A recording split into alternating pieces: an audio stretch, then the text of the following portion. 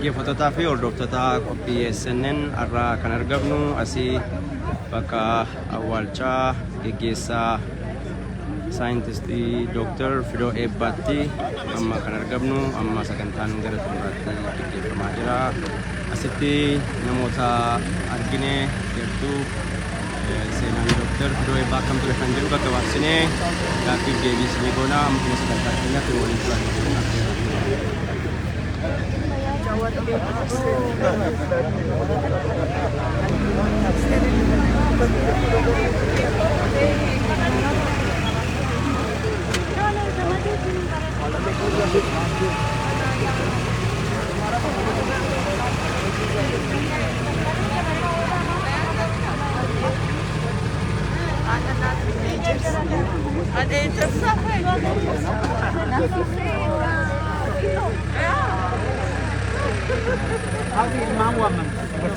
I see. هذه ينجلد هذا بلو جنا هذا ترفضوا شنو لا أنا برتينا ومنا جت أرميك تتوكسي. Amma ada warga Ujin Jera Warmana Dr. Baro Tumsa asih bakal walca tergamu me Dr. Fidoo Eebbaa kamitin ibsitu. Dr. Fidoo Eebbaa wanni jedhanii ittiin ibsanii jechi gahaan hin jiru. Garuu inni nama cimaadha. Nama lafa jala deemeetoo Oromoo ol kaasedha gadi jedhee. Inni jalqabni aniif inni irratti hojjanne biiroo isaatitti no'ameet anis 4 kiiloo hojjedhan tureyyuu 4 kiiloo Oxford University Press inni immoo achuma 4 kiiloo san waajjira tokko keessa ture. Waggaa hojjatoonni isaa mana hin jirre biiroo hin jirre no'amee hojii wajjiniin hojjanna tureyyuu anatu katabaa. Isa booddee fuudhee deemee mana kiyyattan dublikeet godha. Isa booda mana kiyyaa immoo fuudhanii facaasu galaasan faan ardha galaasaa kan alaabaa isaaniitiin maranii too awwaallatan inni kan keenya waan guddaa kan hojjete. Kanaaf Fidoon Taaddeen qoricha Oromootitu dhabame. Qoricha hin argamne san waanan jedhee too waa'ee isaa himuu danda'u jechatu na jalaa dhuma ulfaadhu. Garuu maatii isaa Addiseefaa waggaa 10 guutuu kan rakkatte kan dhamaate Waaqayyo ayyaana kenneefi jireenya kenneefi har'a ga'uun ishii waan guddaadha. Waggaa 10 waggaa hidhan hin dadhabne ishiin hin jabaatte malee caalaa jabeeche. Kanaaf wanni Oromoo waggaa hojjetan nama jabeecha. Wanni Oromoo waggaa dubbatan nama jabeecha. Onnee namaatu ol kaasa. Dubbadhee fixuu hin danda'u. Kanuma irrattan dhaaba bilisummaa eebbifame. Ulfaadhaa garuu dhumarratti waan tokko isin gaafadha. Yeroo sana nama lama taatanii waa'ee dhimma Oromoo fuulduree Oromoo irratti hojjettu lama sadii dhoksaadhaan. Har'a garuu yeroo ilaaltan immoo uummata bal'aatu qooda fudhatee daa'imatu garaa keessatti illee wareegama qaalii kaffala. Mee qabsoon isin dukkana keessatti gootan har'a eessa ga'ee jira? Akkamittiin ilaaltu yeroo kana ilaaltan dooktareen hin du'e jettanii yaaddu isin? Dooktareen maqaa isaa duwwaa miti kan baddaarratti hafe. Hojii isaa gurguddaatu baddaatti hafe. Kan mul'atu har'a hojii isaati. Waaqayyo jannataan isaa ga'uun jedha. Yeroo san inni suusna ture hin dhoksina suuta jennee dubbanna. Mana lama keessatti malee bakka biraa hin ga'u ture oduun har'a garuu addunyaa guutuutu haasa'a. Bakka hunda ga'eetu hojjetama. Hojiin kun kan ukkaamsee hambisu hin jiru. Ajjechan hin hambisu. Itti fakkaate ajjeessanii hambisuudhaaf garuu hin hambisan. Ijoollee Oromoo fixanii isaan jiraachuu barbaadu. Mootummaan garuu hin jiraatan. Ijoolleen Oromoon dhumtu. Oromoon haati Oromoo boo'an jiraatu. Guyyaan hin dhufa. Immoo nuuf darba hin darba Oromoodhaaf. Kanaaf waanan jedhu baay'een qaba. Garaan na boora'eeti. Emotional ta'uu kiyyaaf naa dhiisi malee wanni Oromoo addunyaatti himame odoon doktareen na dhagaa ta'e baarotti naa himin jedhaan iyyuu dur dhoksine dubbannaa har'a hunda dubbata hundatu hojjeta biyya lafaatitu hojjeta biyya lafaa ga'eeraa naa jedhiin hin jedhaan garuu hin dhaga'u inni hin deeme kanaaf maalan jedha reegaa bilisummaa kan biraa qabdaa kan na gaafatu. Ulfaadha waaqayyo isin haa eebbisu umurii dheeraa isiniif haa kennu. Egaa isinis qabsoo kana keessatti gatii guddaa kaffaltanii waan dubbannu hin qabnu yeroo biraa isiniin mari'anna adde warqee jiraadhaa bilisummaa immoo waaqayyo isin haa ga'u.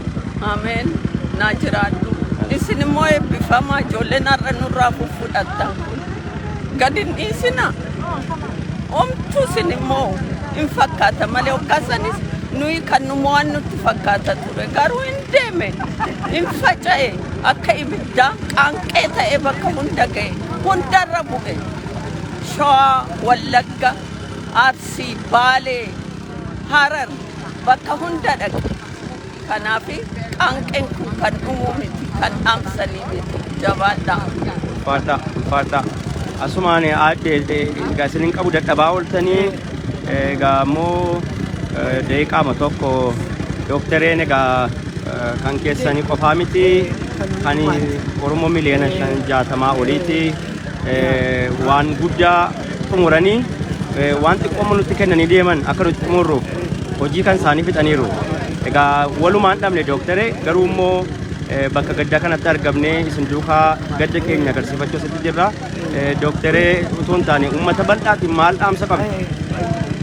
Hundumaani amma jiruuni akkuma amma warqeen jette jabaadhaa itti fufaa hundumti keenya jabaanneerra doktoreenis lafa tureetti du'uun danda'a ture utuma jalaa miliquu as ga'ee amma immoo dhukkubi isheen xanneen kun isheen gadheen kun isheen kaanseriin kun dhuftee nu harkaa fudhattee wallaannannee immoo awwaallachuu keenya baay'ee gammannaa hundumtuu ilmaan Oromoo walitti dhufee kana hundumaa gochuu isaatiifis ilmaan Oromoo hundumaa naannoo kanatti argamanii iddoo adda addaattis hirmaatanii kana asiin walii keenyaan hirmaachuu keenyaafis galatoomaan jedha isinis galatoomaa dadhabdaniirtu ayyaanni Oromoo isin haa eebbisuu itti fufaa jabaadhaa humna aangoo qabdu ittumaan fufaa dura dhaabadhaa diina keenya.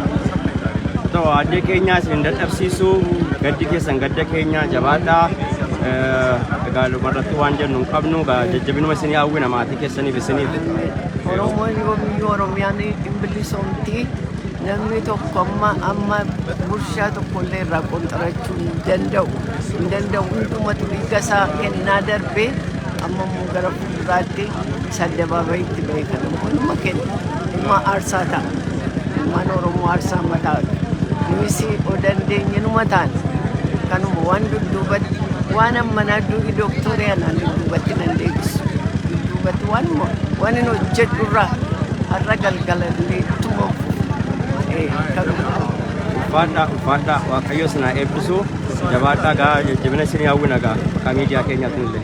Taaddeen waan dhaame yoo qabaate odoon dhaga'e maal dhaame wanni daawudfaa cichaa akkasaa dhiisee deemuu isaatiif maal dhaame jabaa akkasaa uummata Oromootiif maal dhaame taaddeen Gondan illee wal qabatee deema wal qabadhaan jenneeni kana barbaanna wal qabannaa kana irratti akka hojjetamu jabaadhaa isinis jiraadha. Ulfaadhaa arme galatoomaa arme gaa isinillee sitti sin agarree qaama tokko gaddi keessa gadda keenya haa ta'u malee akkamittiin dooktaree ibsattu. Jaadsee obboleettii kootii doktoree kaatinnoma ta'e beekaa doktoree yeroo inni karaa soosaa ba'uuf dhufee abbaa koo wajjin waaqas jedhanii haasa'u waan isaan haasa'an dhaga'eera hin dubbatin jedhamee hin dubbanne dhaqaan wanta ta'e sin dubbanne hin deeme waggaa dheeraa booddee kun argee doktoreen yeroo hundaa yeroo na argu haadhoo koo jedhee nama maaliif obboleettiidha jabaadha nallola yeroo tokko egaa akka maatiitti waan baay'ee nutti hir'ise waan baay'ee akka nama maatiitti irraa eeggannaa saayintistii tokko doktoorii tokko garuu sun kan saba isaaf of gatii of kenne sun hir'ina nutti fakkaate gatii nutti fudhatu yeroo arginu lolla garuu inni jabaadha isa caalu dhugaa akka nuun oromummaa keenyaaf maatii keenya keessaa dhaabbaa namni gantuu ta'e jiru oromummaatti sababi kanaaf sababa doktorta sababa dursee hin dubbatu maatii isaa keessatti baay'ee waa'ee siyaasaa dubbatee hojii isaa garuu akka nuun sana duukaa isa laallee duukaa amma dhumaattis sanni dhiisee deeme kana tokkoof keenya yoo gantuun nu keessatti argamte nuti of keessaa balleessa yoo gantuun maatii kana keessatti argamte nuti gantuu sana balleessa bakkeedhaatti barbaadu kana sanni nukkatti dhiisee deeme kana galmaan gaa hin dhumne hojiin taaddeen kun ijoollee isaa ammayyuu baay'een bakkee jiru isaaniin qeetti gashachuuf ture hin galu isaanis nuunis isa kana jedha galatoomaa isinii Baadhaa gaa jajjabina isinii hawwinaa isiniif maatii keessan gaddi keessanis gadda keenya guyyaa kana gaa bifa kanaan uummanni Oromoo ba'ee alaabaa dukkana keessatti dhoksaatiin bocamte bara isaan bocanii har'a garuu uummanni Oromoo ifaa ifatti qabataa qabsoon bilisummaa Oromoo fageenyarraa akka inni ga'ee jiru agarsiisa. Isinillee irra qabattanii kunoo addunyaa irratti balali'aa jirti. Kanaaf dooktareen ammallee jiru hin duune jenna. Kanaaf galatoomaa asitti argamu keessaniif isinillee. No. Akkam jirtu asitti isin arginee bakka dooktaree geggeessaa irratti obbo Bafiqaaduu dooktaree uummanni Oromoo akkasitti ba'ee alaabaa isaa qabatee yeroo geggeessu isinis akka sabboonaaf qabsaa Oromoo tokkotti bifa kamiin ibsattu? Waan waa'ee dooktaree waan himnee fixnu miti wanti inni hojjete wanti inni Oromoodhaa dhiisee abiddi jarri ala sana qaanqeen jarri qabsiisani kun warra biyyaan ga'ee biyya Oromoo keessatti biyya Oromiyaa jedhamtu maqaa argatte irraa wallaansoon kun immoo wal qabee wallaansoon kun Harargeedhaa ka'ee amma Wallaggaatti walloon qabee amma Baaleetti sabni Oromoo waliin socho'ee wallaansoo kana finiinsaa jira.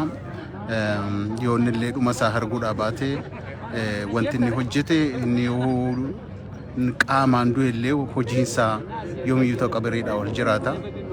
Gara fuulduraattis immoo wanti inni ba'eef sun bilisummaa sana iddoodhaan ga'uudhaaf karaa saba keenyaatiin keessattuu karaa wabootiin wallaansoon irra godhamaa jiru ijoolleen Oromoo dhaqxee bakkeetti du'aa turte karaa fayyaatiin karaa nagaatiin biyya keessatti akka jarri hiriiranii mormine godhamanii har'a qawwee qabatee bosona galee lolaa jira qeerroon keenya guyyaadhaa guyyaatti immoo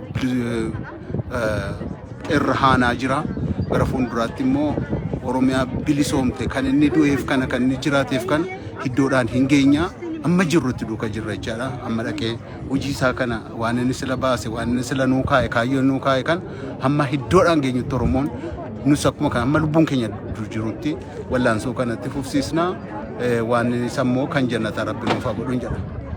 Fadhaa obbo Bafiqaaduu. Obbo Iskindir as naannoo geggeessaa Dooktar Fidoo Eebbaa irrattis nagirree alaabaa akkatti qabattanii dhaabbattu. Alaabaan kun dooktareedhaan akka bocamedha kan seenaa isaan irraa dhageenye. Uummanni Oromoo akkasittiin goota isaa yeroo geggeessu maaltu isinitti dhaga'ama? Gar tokkoon gammachuunis jira. Kan nama gaddisiisu yoo jiraates maalinni otuu akka garaa kootiif akka hawwatootiif utuu xumura qabsoo isaanii ijaan arganii jedheen gammada yaada. Inni hin taane garuu egaati isa karaa isa baname kana aarsaa isaan bara manaadhaa hundaa kaffalan kana nuyi har'a warri kana arginee irra geenye umaan ga'u lafa yaadameen qabsicha lafa yaadameen ga'uutu nurraa eegama jedheen isa kanan amana.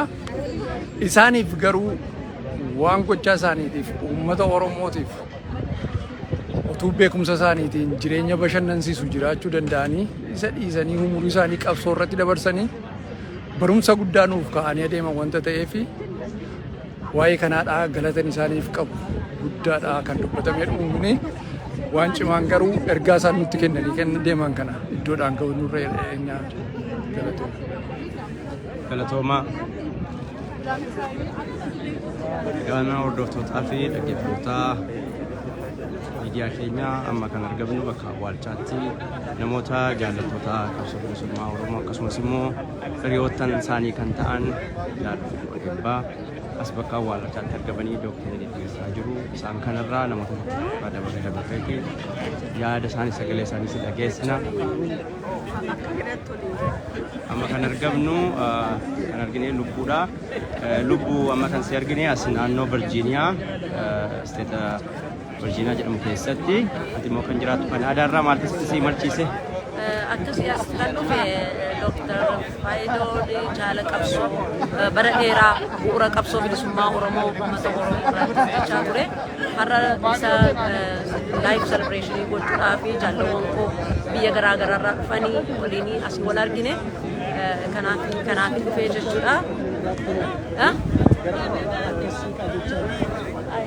Kanaafuu jaalawwan hedduun jiru as keessatti miira nama laphee dhufuudhaan jaalawwan keenya qaqqaalii qabsoo bilisummaa Oromoo uummata Oromoo biyya Oromiyaa ijaaruu irratti akkasumas immoo kitaaba seenaa Oromoo barreessuu irratti gahee guddaa kan qabu gaanfa Afrikaa kana keessa deddeemee hojii dippiloomaasii hojii hawaasummaa ijaarsaa uummata Oromoo baqattoota Oromoo irratti hojjechaa ture. Jaala keenya tokko guddaadha. Kanaaf ibsa dhufee jechuudha. Galatoomi lubbuu baay'ee si galateeffanna. Galatoomi. Egaan hordoftootaa fi dhaggeeffattoota qophii keenya amma bakka kanatti kan argamnu bakka awwaalchaa gaggeessaa Dooktar Fidoo Eebbaa jedhamaa jirutti namoota tokko isiniif dhiyeessuudhaan Dooktar Fidoo Eebbaa nama akkamii ture kan jedhu kalaan isinitti beeksifna ammasitti kun keessatti waliin akka ture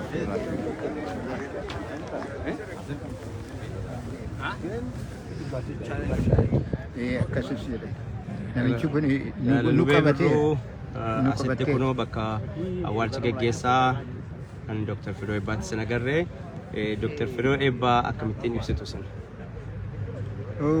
Isa kanan beeku bara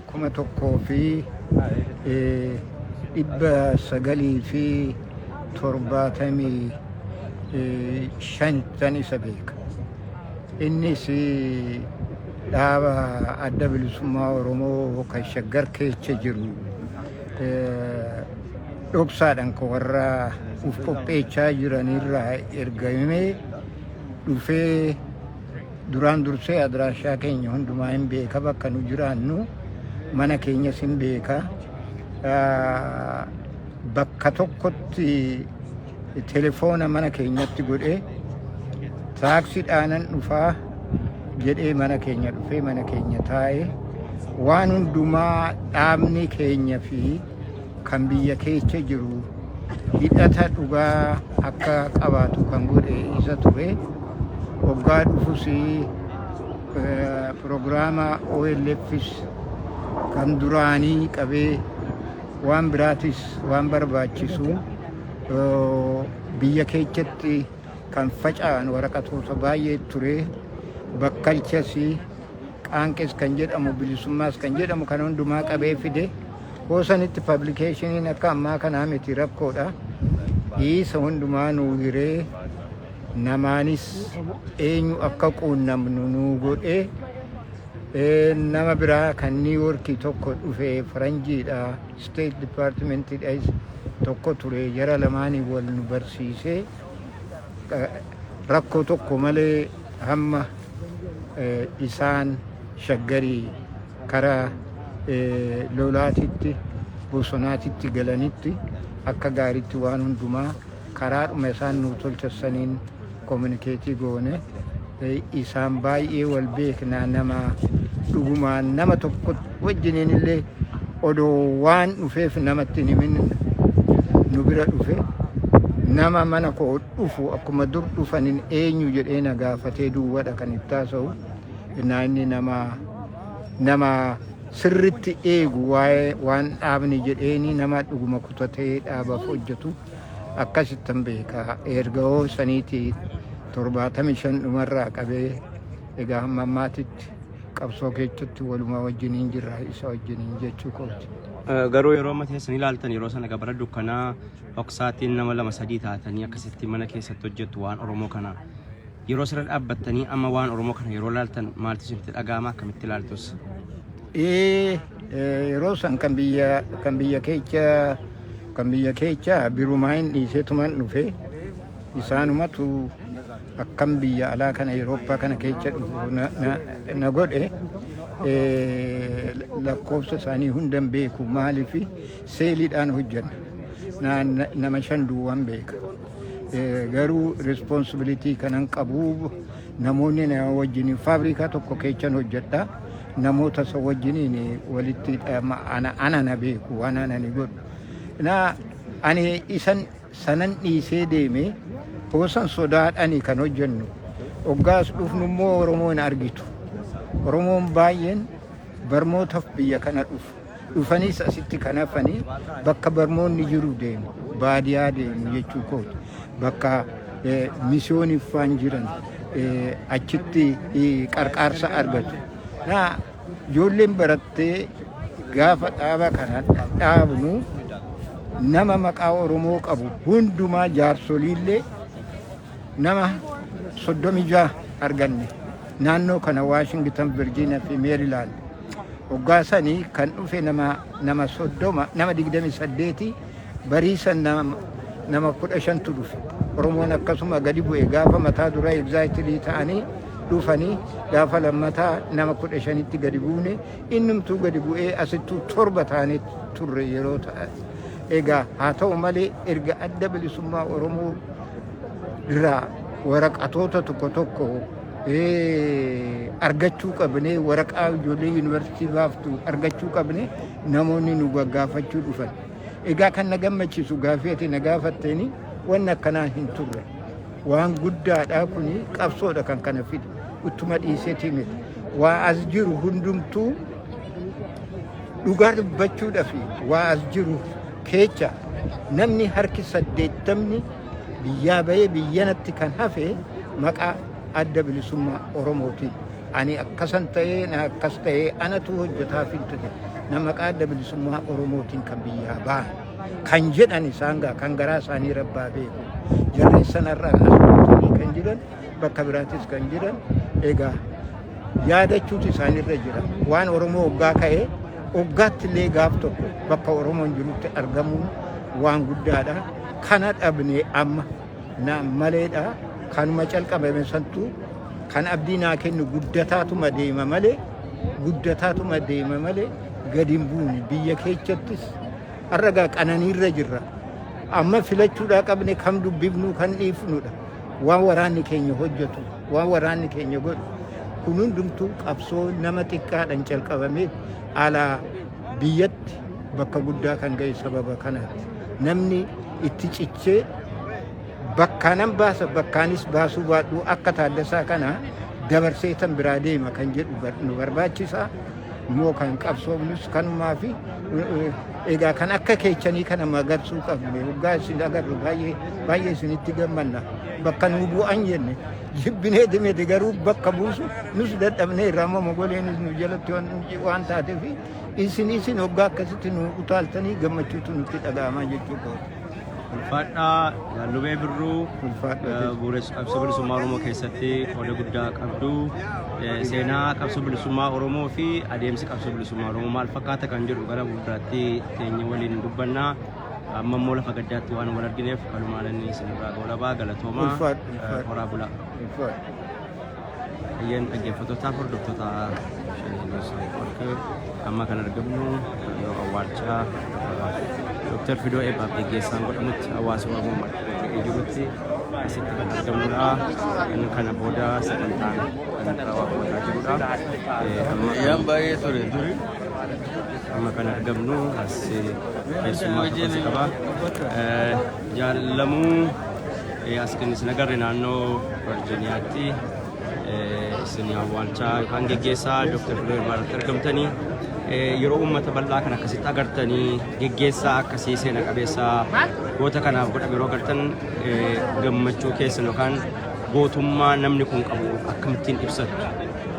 Jechi nama dhibaa Fidoon kanaaf deserve godhu abbaa qabsooti barreessanii dubbisiisanii Oromoo godhanii duulanii Oromoo jagna godhanii dubbatanii haasa'anii cichoomina eenyummaa ofiif of ta'anii jiraachuu dhiisanii uummata isaanii ta'anii jiraatanii jireenya uummataa jiraatanii nama ba'an kana namni baay'atee jedhee fudhan maaliif isaan Oromoo ta'ee namni isaan hin beekne hin jiru.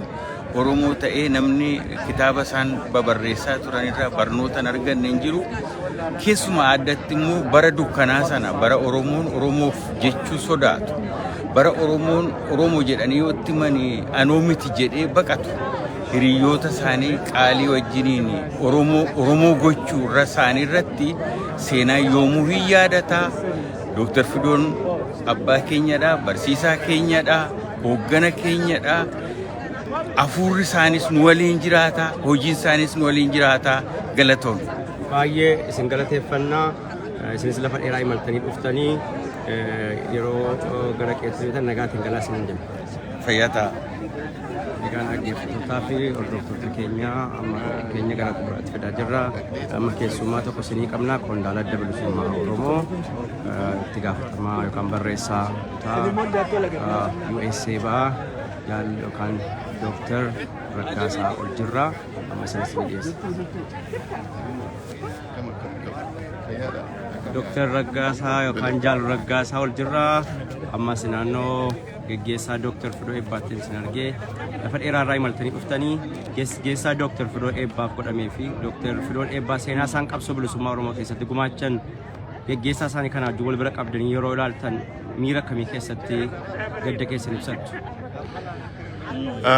Guyyaan raagaa doktorii laayifii isaanii jireenya isaanii bara jireenya isaanii kabajuudha dhufnee gadda miti dhugaa dubbachuudhaa fi doktoreen kana caalaayyuu dizervii nama godhanidha. Ammoo uummati Oromoo naannoo kana fagoorraas Kanadaarraa Yuunaayitid Isteetsi irraa kan naannoo kana jiraatu hundumtuu walitti dhufee fageenya irraa namoota hedduutu hordofaa jira. Waan doktoree iddoo jalqabanii iddootti fixan baay'ee sababii nama rakkisuuf haalli gaggeessaa isaanii garuu waanuma isaaniif malutu ta'e jedhee namanaa.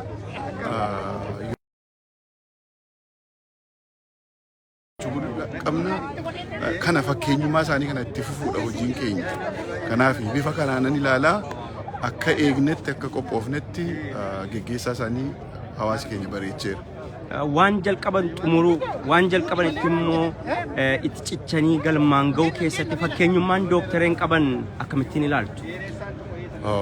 Doktoreen waggaa 50 oliif dhaabbii isaanii guyyaa tokkotu hin jijjiiriin qabsoo bilisummaa Oromootti hojii adda bilisummaa Oromootti amananii ittiin jiraatanii ittiin du'anii kanaaf kana caalaa ragaan hin jiru dhaabbii isaaniitiif. Akkasumas ta'ee nama yaadaan isaan irraa adda ta'es immoo doktoreen sababii yaadaan namni adda ta'ee fi hin oodan hin dhiisanis kanaaf nama hundumaa wal qixa keessumsiisu Oromoo. Nama yaada isaanii fudhatu fudhannee wal keessumsiisu. Kanaaf murannoon isaanii qabsoo duwwaatti miti. Saayinsiidha, saayintistiidha doktoreen. Hojii barnootaa, hojii qorannoo itti bobba'anis akkuma kanaan maqaatti dha'amu. Kanaaf biyya lafaa keessatti kontribushiniin isaan godhan guddaadha. Karaa pilaanti jeenetiksii keessumaa isa kana warri saayintistii caalaatti taasisuu danda'u garuu fakkeenyummaan isaanii waan hundaadha. Barnootaan, qabsoodhaan, siyaasaan, human rights akka namaatti immoo akka maatiitti immoo nuuf maatii dallee keessumaa warri Minisootaa jirru miseensa maatii tokkos dhabne akkasitti ilaalla. Baay'ee ulfaadhaa gadda keenya egaa yeroo akkanaan ibsannu gammachuu keenyas bifa walqixxaan ibsannaa goota akkasii dhabuutti yoo gaddinu goota garuu waan itti yaade yookaan immoo jalqabe amma dhumaatti amma gaafa lubbuun isaa foon isaa irraa adda baatutti falmaa haqaan utuu godhu addunyaa kanarraa boqotee fi kabaja guddaatu malaa fi tarree gootaa irratti faarfamaa isin ulfaadhaa nagaan qe'ee keessanitti gala. Ameen ulfaadhaa isinillee. Bilisummaa akkamatti na dubbisne dur. Fayyaadha. Nagumatti. Nagaa. Doktari Taaddasaa akkam jirtu asi naannoo DC'tti isin argee geggeessaa Dr. Fidoo Eebbaa isin egaa Dr. Fidoo Eebbaa akkamitti beektu gabaabaadhumatti gadda keessan immoo yookaan immoo geggeessaa Dr. Fidoo Eebbaaf godhamaa jiru kan akkamittiin ibsattu? Egaa waa'ee Dr. Fidoo kana namni akkuma jedhu dura nan dhagaye waa'ee isaanii kan hin dhagaye immoo gaafa isaanii biyyaa ba'an hin dhagaye. Biyya bahuu isaanii kana akkuma dhaga'ameen naannoon xinnoo jeeqamee ture. So jeequmsa kana keessa amma ani gaafa sana maneedhaan ture. Namichi tokko qabamee dhufee hin asaasa ture. Maal taatee namichi tokko biyyaa bahee kunoo waa'ee kanaa rakkannee nu sodaachise dubbiin isaa maaloodhaa jedhee. So eeguudhaan nama tokko namicha Dr. Taaddasaa Eebbaatiin oliin kaasin maqaa isaa maal taateeti bakkeedhaaf namni baay'ee sodaachaa jira dubbisa. So kana irratti dhageessanii karaakterii yookiin amala isaanii nama baay'ee dubbata sila waldaa keessattis dubbataniiru kaleessas dubbataniiru har'as dubbachaa oolanii karaakterii isaanii kennaa yookiin amala isaanii kana irra deebi'ee dubbadhee yeroo turaan fixu garuu waa'ee biyya lafaa kanarraa darbuu irratti du'a Dr. Taaddasaati yoo ittiin boonni malee wanta yaaddofnu wanta sodaannu hin qabu. Maaliif duuti akaakuu garaagaraati? Inni kaan hattuu ta'ee du'a, inni kaan utuu sobuu du'a, inni kaan saba isaa gurguratee du'a, inni kaan immoo utuu gurguramuu fedhu du'a. Garuu kan Dr. Taaddasa du'a utuu hin ta'in waa kaa'anii darban. Isa isaan kaa'an sana iddoodhaan gahuudhumaaf qophaa'uudha malee yeroodhaaf sila lubootu lallabuu hin boqotaniidha. That's right. Namoota waa hojjetu yeroo dadhabu hin boqotan. Isa isaan boqotan immoo harkaa fuunee deemuudhaaf malee gadda guddaa badaa akka namaatti namni yeroo nama gaddisiisa. Garuu akka amma kanatti fudhadheetumatti waan hin ta'u. Baay'ee ulfaadhaa isinillee galatoomaa lafa dheeraa imaltanii dhuftanii sittin sin agarree seenaa qabsoo bilisummaa Oromoo fi gumaachi keessanillee isinillee guddaadha dooktareen baay'ee ulfaadhaa yeroo biraa isin quunnamnee seenaa qabsoo bilisummaa Oromoo qoodii keessanillee akkam ture kan jedhu waliin dubbanna ammaaf garuu kanuma irratti isin golabaa nagaa.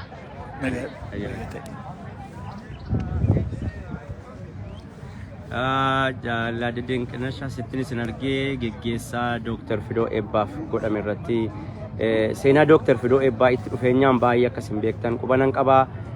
Dr. Fidoo Eebbaan mee gabaabaadhumatti akkamittiin ibsattu waan Dr. Fidoon Eebbaan immoo jalqabanii utuu xumuruuf jedhanii immoo irratti wareegaman kana uummanni Oromoo itti uffatee galmaan akka qabuuf dhaamsa maalii qabdu?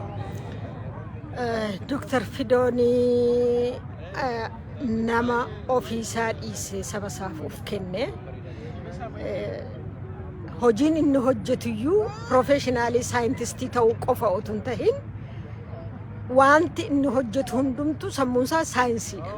Qabsoo Oromoofis karaa saayinsii ta'een qabsaa'aa ture. Akka namni asiifachi hin jajallanne akkatti namni kaayyoosaa qabatee deemuu qabu nu barsiise Dr. Fidoon. Yeroo dheeraaf wajjiniin hojjedheeraan bara dheeraa. Keessumaa kitaabni Gadaa Malbaa jedhu kun otoo piriintii ta'ee akka kitaabaatti hin bahin dura footokooppii isaa pileen waraqata nu hiirame ture 18 keessa. Yeruma dura barreessan nu hiirama ture. Gadaa Malbaa jedha eenyu akka ta'e hin beeku.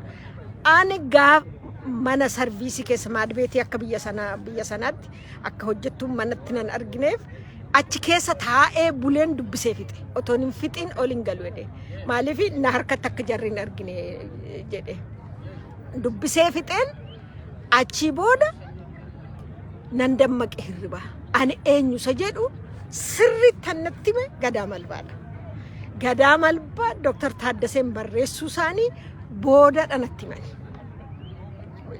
Isa jajuu koo dhagahanii natti kolfanii akka seequ ta'aniiti gadaa malfaanaan madadanii natti mani kana booda egaa qabsoo biyya keessaas akkamitti structurally namni karuma karaasaa dhama amalee organized ta'ee caasaatiin qabsoon hin deemu ture yeroo dhaabni 92tti achi bahe isa kana Dr. Taaddasee wajjin mari'anneeti uummanni caasaadhaan akka ijaaramu akka wal quba qabaatu waan gochuu qabus al tokko bahaa dhihaa kaabaa kibbaa Oromoon giddu galeessa hundumtuu waan gochuu qabu waa'ee qabsoo al tokko gochuu akka danda'u hundumtuu akka quba qabaatu ijaarre isaanitu gaayidii na godhe Suudaanitti bahanii karaa Suudaan yeroo jiran ijoollee barattoota yuunivarsiitii irraa kaasnee amma sadarkaa tokkoffaatti akka ijaaraman wal duukaa inni bahaas inni dhihaas caasaa jiru hundumaatiin ijoolleen immoo warra ishee akka dammaqsitu akka kanaatti nama nagargaaranii gaayidii na godhanii hojii kan akka hojjetamu na godhanidha. Erga isaan Suudaanii bahanii nama biraa bakka bu'anaa kennanii isa wajjiniin hojjechaan ture isa boodagaa Awurooppaa gaashuun jira ture intinitti Ugaandaas namoonni jiru Keeniyaas namoonni jiru jara kana biyya Eastis namoonni jiru jara kana hundumaa akkaataan itti faaksiidhaan wal qunnamnaa silkii koo xalafee ture kanaafidha ijoolleen iddoo tokko waa tokkootis jedhe hundumtu wal duukaa akka ka'an ta'e kanaaf Dr. Taaddasee jechuun nama tokko otoo hin tahiin waaqayyo Oromoof uumee kennedha. Jabaa akkasii nama kaayyoo isaarraa asiif achi hin jenne nama hin mufanne nama dandeettii qabu dandeettii isaa immoo obsaan dabarsudha Dr. Taaddasee. Akka isaanii jiru warri jiranis jiru amma garuu isaaniin of gidduutii dhamne. Isatti dhama'an immoo fiixaan hin bahuusaa otoo hin argiin darbanii garuu kaayyoo isaanii fiixaan baasna warri hafne. Namni tokkoyyuu Oromummaa isaa namni beeku ani Oromoodha jedhee namni amanu kaayyoo Dr. Taaddaseen ofii isaaniis ijoollee isaanii maatii isaanii dhiisanii dhama'anii wareegaman fiixaan baasuu qabna dhaamsa koo kanadha kanuman jedha. Galatoomaa ulfaadhaa asumaanii Addajjigaayyoo deeqaa tokko akkamittiin gadda keessan ibsattu dhaamsa uummata Oromootiif maal qabdu deeqama tokko. Anillee duraan dursee obboleessa keenya kana hojii isaanii dhaga'ee kitaaba isaanii beekaa malee ijaanillee hin argine kanaaf tumana iistee si wayya garu. Haa ta'u gaddaaf gammachuu wal makaa keessa jiran dhumtuu amma bakka kanatti kan argamne geggeessaa Dr. Fidoo Eebbaa bakka kanatti argamne dhumarratti Dr. Fidoo Eebbaa boqotanii kanaaf uummanni Oromoo bal'aan bakka jiru hundumaatii kaasee bakka itti qabsoon bilisummaa Oromoo irratti dhaabbata irraa gara fuulduraatti tursiisuuf hundinuu qooda isaa gumaachuu qaba. Dhaamsa keenya kallattiin kan dabarsaa ture sagantaan keenya guyyaa irraa ofuma kanaan ture xumuraa irratti luba waldaa kiristaanaa kan ta'anii luba Kennisaa yaada isaanii xumuraa gaafa luba Kennisaa isintu sagantaa kana geggeessaa ture Dr. Fidoo Eebbaa goota qaalii Oromoon qabdutu addunyaa kanarraa boqotee isin akka luba waldaa tokkootti namni tokko waan jalqabee xumuruu itti cichuu galmaan ga'uuf immoo gumaacha isaa kennuu qaba. Goota kana bifa kamiin ibsattu gabaabaadhumatti? Jecha gabaabaadhaan nama yaadee tilmaamee yaada isaa galmaan ga'atu tokko cichoominaan qilleensi hammaatus rakkinni baay'atus waan ta'e hundumaa keessa darbee lafa galma isaa nama qabu tokko. Namni kun successfulidha yoo jette eeyyee successfulidha sababiin isaa ija baay'ee horate lafa galma yaade garuu ga'eeraa sabni kun ga'eeraa itti adeema akka wanta ga'eetti lakkoofne sababiin isaa already ija baay'ee horamee lafa jira waan ta'eef nama tokko lama miti ija baay'ee horatee lafa jira waan ta'eef gaaf tokko galma sana ga'ee akka wanta ga'eetti fudhannaa jechuudha. Kanaafuu nama akkamittiin isa hubadhaa nama waan jalqabeef akka dhagayeettis akka hubadheettis namarraa akka gabumsa isaa dhagayeetti nama waa jalqabeef hiixa baasu. Nama cichoominaan qilleensaan rukutamuyyuu achi keessa darbee lafa yaade ga'u nama akkanatti hubadhaa. Namnis immoo kana barate rakkina keessa jiru keessatti dhiphinni keessa jiru keessatti dukkanni baay'atuyyuu keessa darbamuu hin danda'a. Namni keenya keessa darbuu hin danda'a jedhee Waaqayyo na gargaara jedhee isa ka'eef sana otoo irraan jallatin otoo achi hin gorin achis hin gorin ilkaansaa ciniinnatee achi gahuudhaaf hojjetinaan ilma qaqqabamaa jechuun barbaada.